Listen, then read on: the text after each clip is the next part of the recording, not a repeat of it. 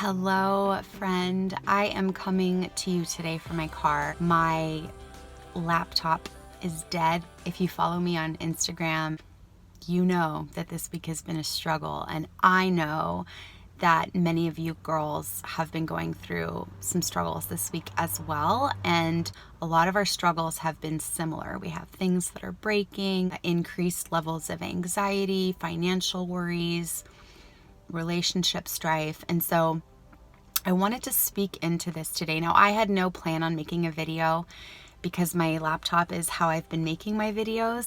So this video is not an edited, fun, pretty one, but I really feel like what I'm going to share with you is going to encourage and bless you and strengthen your spirit.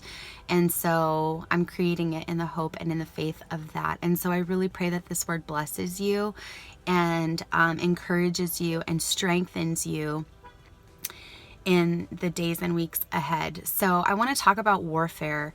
When life gets really chaotic, which life has been really chaotic this year, 2020 has been a year like none other.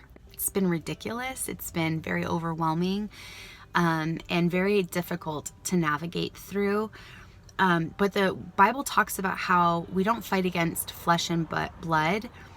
Our warfare is not against people, it's against powers and principalities. There is a very real enemy of God. And if we are God's people, we become Satan's enemy.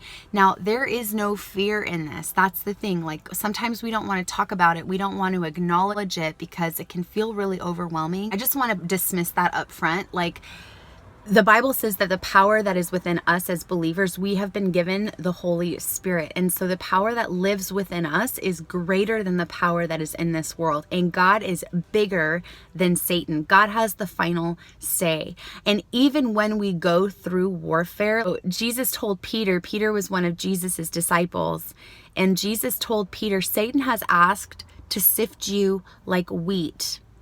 But when you come out on the other side, you are going to be the rock upon which I build my church. And so we look at Job. Job is another great example of this. Job had done nothing wrong in his life. He was a righteous man. God was pleased with him. God showed him off to Satan. Like, look at this wonderful man and how much he loves me and serves me. And Satan was like, he doesn't love you and serve you, like, because it's genuine. Like, you've just blessed him so much, but if his life became difficult, he wouldn't worship or serve you.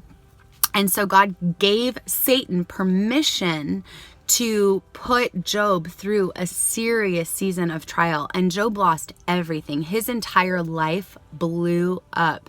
He lost his wife, his children died. He lost his cattle, which, many of us don't have cattle, but we have businesses, we have jobs, we have sources of income and provision. He lost it all.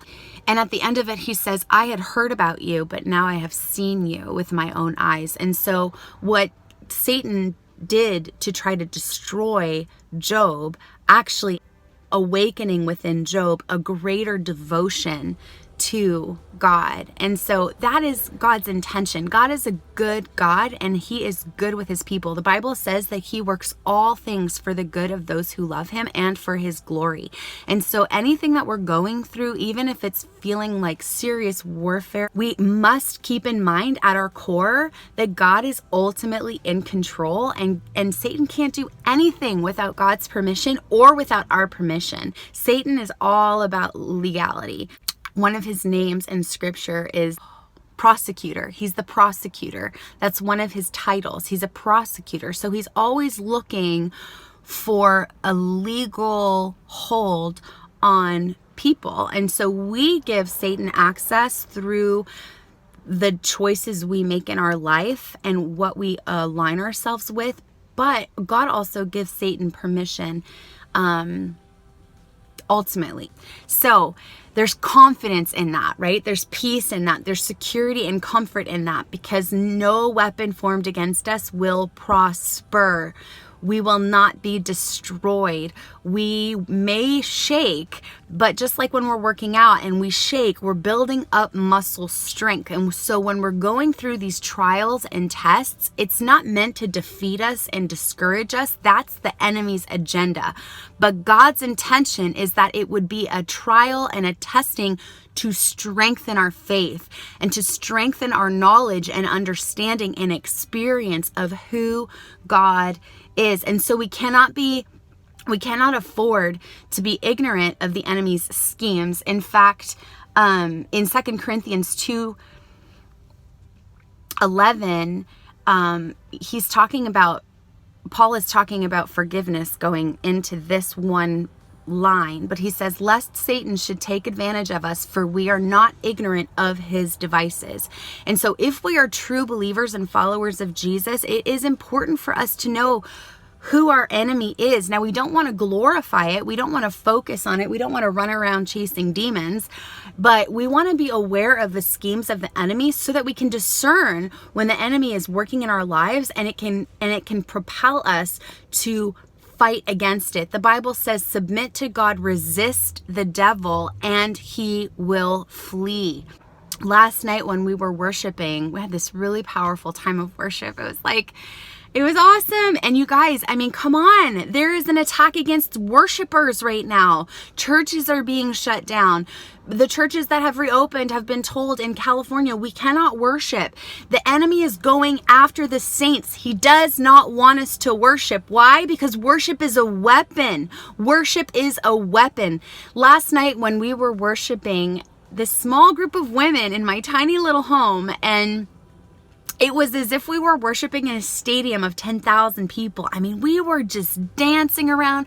We were feeling it. And all of us are going through hard things right now. But we worshiped and pressed in. And by the end of our worship time, we were just so full of joy and so full of strength. And we were just declaring over our lives and declaring over our circumstances the truth of who God is and his faithfulness. And I had this picture in my mind's eye while we were worshiping of the witch from The Wizard of Oz, and how she was like afraid of water because if she got water on her, she would melt. Water was the very thing that would destroy her. And I just kept thinking like that one scene, I'm melting.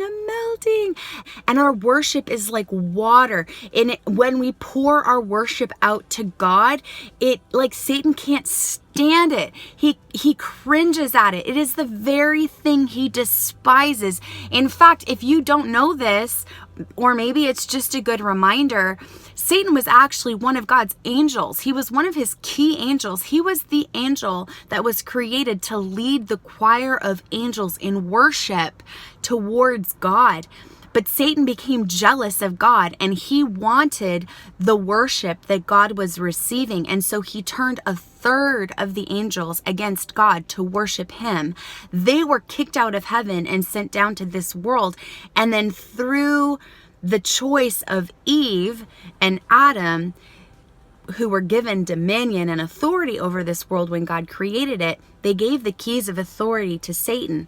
But when Jesus came back, he took the keys back. So as believers in Christ, we are given the authority back. We are given the keys to the kingdom back. We have authority. Satan is powerful, but he has no authority unless we give it to him, or unless God gives it to him with the intention of a sifting and a testing process to strengthen us, to refine us, to purify and sanctify us, and not to destroy us. He loves us. He does not want to destroy us. He just wants to set us free, make us whole, so that we can live the abundant, beautiful lives that he has for us. And so, 1 Peter 5:8 says that we are to be sober and diligent, because the enemy is prowling around like a roaring lion, seeking for someone to destroy. Satan is a deceiver. That is one of the titles and labels that is placed on him. And he is a deceiver. He speaks the language of deceit. And so he will plant thoughts into our mind, and he will manipulate and work with our emotions to get us discouraged, defeated, to create division and strife in relationships, to make us feel chained in shame and fear and worry and anxiety. These are all the tactics of the enemy.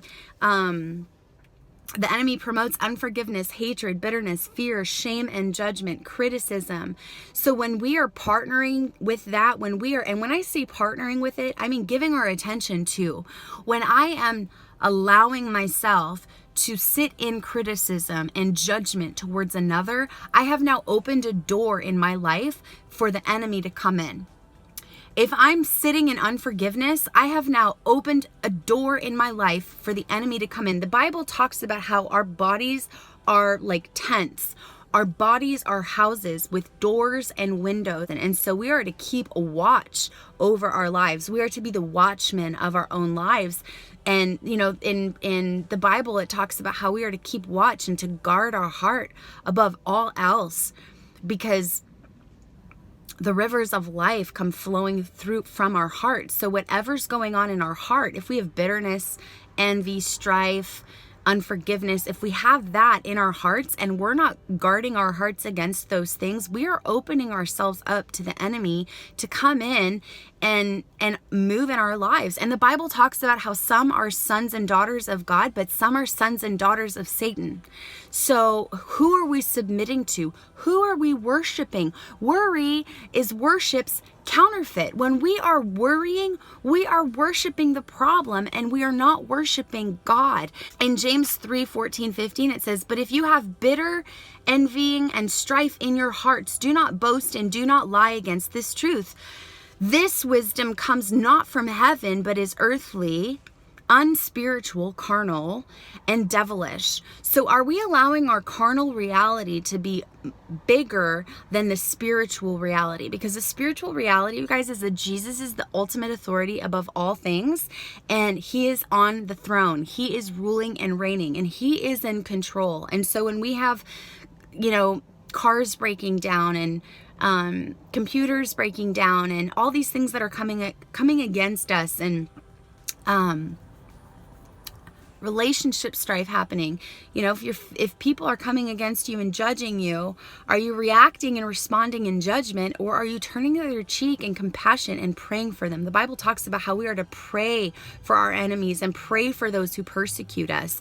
How are we choosing to respond to the circumstances that are going on in our lives right now? One of the biggest weapons that we have as believers is worship. It's worship, because Satan hates when people worship God. He wants to be worshiped, and that's why he works all of this division and strife and works our circumstances against us to create worry and anxiety and depression and to get us to feel defeated. Because when we are in that place, we are now unintentionally worshiping him. And he's now got the worship. He's like, oh yeah, I got their attention. I got it. But when we have all of these things going on in our lives and we're like, no, I don't care if everything is going wrong in my life. God is still good. God is good, and he is working all things for the good of those who love him. And so I am going to love him. I am going to love him with my worship. I am going to blast we have access to so much worship. We do not need to go to a church and gather together to worship. You guys, if you follow me on Instagram, you know this. I have praise breaks in my car all the time. I have worship music playing in my house, and I will blast it, and I will worship as though I'm at church. I will just get lost in worship, because it's not about being at a building. It's about worshiping the God of heaven, the creator of all good things. And he is worthy of our praise no matter what is going on in our circumstances, because of what Jesus did at the cross. And we know that no matter what we're going through, God is using it for our good. And so we hold on to that promise. Just like, you guys, Jesus did not want to go to the cross. In fact, scripture shows us how much torment he felt. He was tormented to a physical degree that none of us have experienced at the thought of what he was going to have to endure at the cross. But the Bible says it was for the joy set before him that Jesus endured the cross. Listen to me, sister. Listen to me. I love you. I'm super passionate about this. And this is an encouraging word. This is meant to be an encouraging word. No matter what you are going through right now, I want you to stop. I want you to push the pause button. I want you to lift your eyes up above the circumstances, above the mountain of circumstances. I look up to the hills. Where does my help come from? Look up above the mountain. You might be in a valley right now. It might feel dark. Though I walk through the valley of the shadow of death, I will fear no evil, for my God is with me. And so, praise, you guys, we enter the gates of his courts through praise. I mean, this is what the scriptures teach us. Let's not just read it and say, oh yeah, that's a good word. Let's live it. Let's put it into practice, because this is the very thing the enemy is trying to do. He's trying to defeat us. He's trying to make us feel weak and powerless. He's trying to discourage us from stepping into our destinies and callings and into the freedom of the identity of who we are in Christ. No, it's time for us to put on our armor. But the Bible talks about putting on the full armor of God in Ephesians 6:11.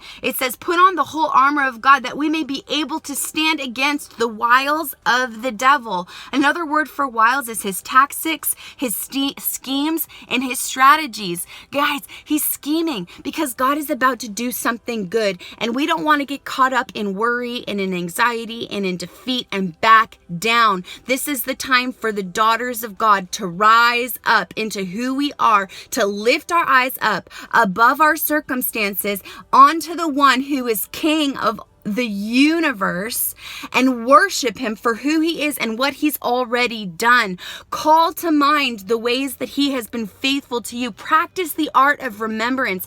I do this all the time. When I'm feeling like God is not here and God is not for me and I'm feeling alone and I'm overwhelmed by my circumstances, I push the pause button. I'm a journaler. If I would encourage you to try it if you don't. But I sit down and I just start writing out. I remind my soul. David did this a lot in the Psalms. Why are you so downcast, oh my soul? He spoke to his soul. Speak to your soul. Command your soul to worship the Lord, because he is worthy of our worship and our highest praise.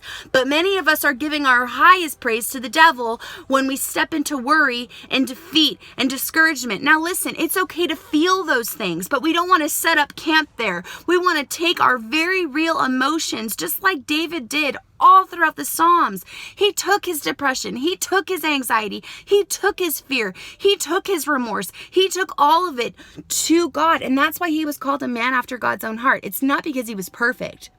It's because no matter what he went through, he got on his knees, he raised his hands, and he worshiped God. And so this is my invitation to you. This is my encouragement to you. No matter what you're going through, pause and worship God, because as we worship, the enemy flees. This is our most powerful weapon. The other weapon we have is the word.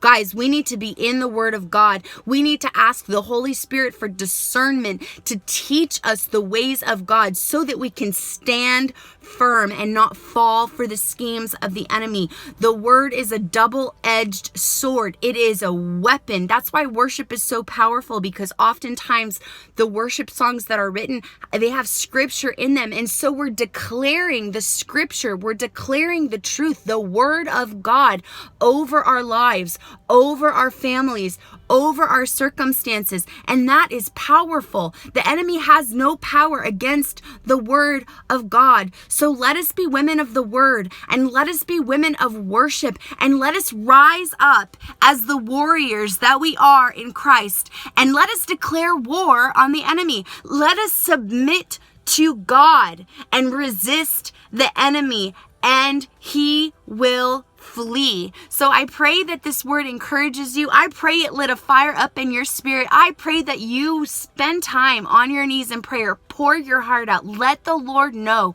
what is weighing your heart down, and then command your soul to worship him, and you worship him whether you feel it or not. There was a time in my life where I did not feel like worshiping God. I didn't feel it. I didn't feel the words I was singing. I didn't feel it. But you know what? Feelings are not fact, you guys. Feelings are not fact. And just like David would command his soul, we must be women who are led by our spirits and not by our souls and not by our circumstances. And so I bless you. I bless you with a peace that surpasses all understanding. I bless you with the sound mind and the mind of Christ. And I bless you with courage to rise up above your circumstances. The Bible says we are seated in heavenly places with Christ, and to take your rightful position as a warrior in Christ's army, and to war for your family and to war over your circumstances in the Spirit through worship.